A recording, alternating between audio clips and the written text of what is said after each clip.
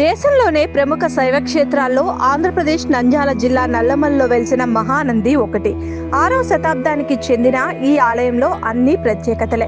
ఇక్కడ మహానందీశ్వరునితో పాటు కోదండరాముల వారు కొలువై ఉండటం ఇది శివకేశవుల నిలయంగాను మారింది.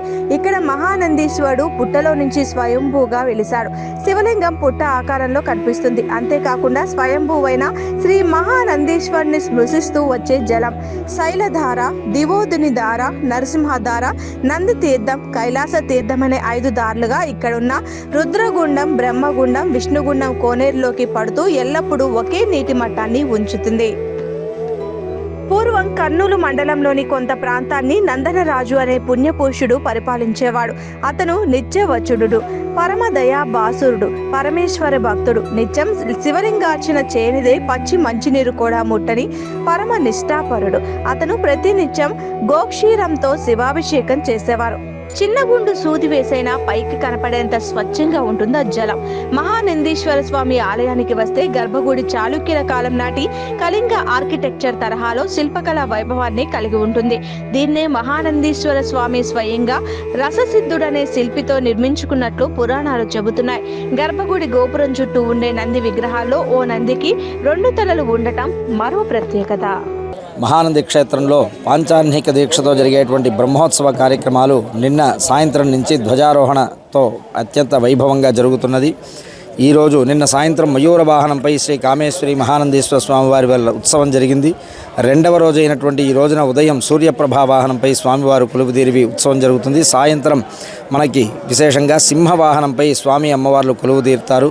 ఈ ఉత్సవ సందర్భంగా ప్రతిరోజు కూడా క్షేత్ర బలులు ఇవ్వడం, విశేషంగా స్వామివారికి అభిషేకార్చనలు, దీక్షా హోమాదులు, అంకురార్పణ పూజలు ఇట్లాగా ప్రత్యేకమైనటువంటి పూజాధికాలన్నీ కూడా 1వ తారీఖు వరకు ప్రతినిత్యం కూడా వైభవంగా జరుగుతుంది.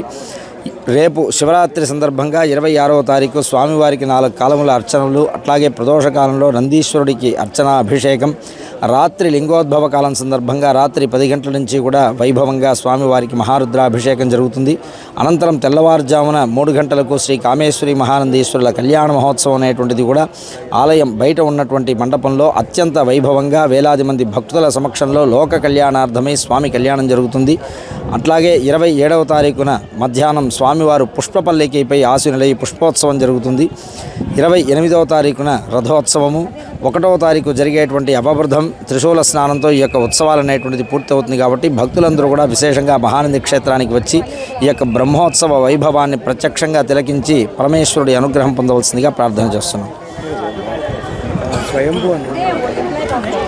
అంటే ఇక్కడ ప్రధానంగా మహానంది అంటే మనకి నందీశ్వరుడు తపస్సు చేసి స్వయంగా జన్మించినటువంటి స్థలము. ఈ యొక్క క్షేత్రంలో ఉండేటువంటి ఆ యొక్క స్వయంభూ మహానందేశ్వరుడు అనేటువంటిది పుట్టాకారంలో ఉంటుంది. ఆ పుట్ట కింద నుంచి ఆ యొక్క నీరు రావడం అనేటువంటిది ఇక్కడ ప్రత్యేకత.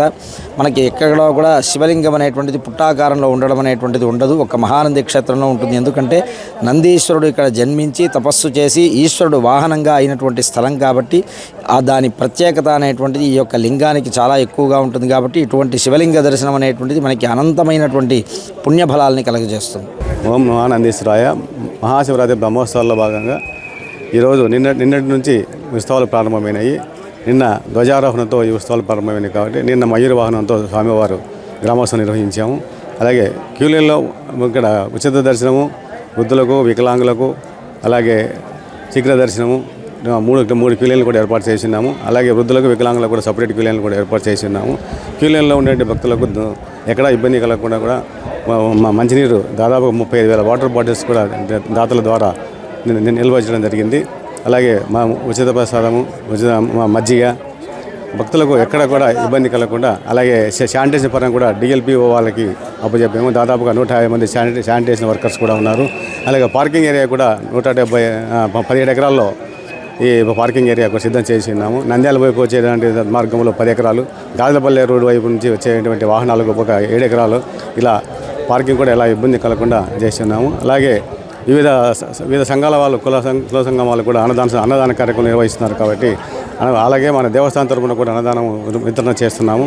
ఇంకా ఇక్కడ ఎంతమంది భక్తులు వచ్చినా సరే భక్తులకు ఎలాంటి ఇబ్బంది కలగకుండా అన్ని శాఖల సమన్వయంతో అన్ని ఏర్పాట్లు చేయడం జరిగింది.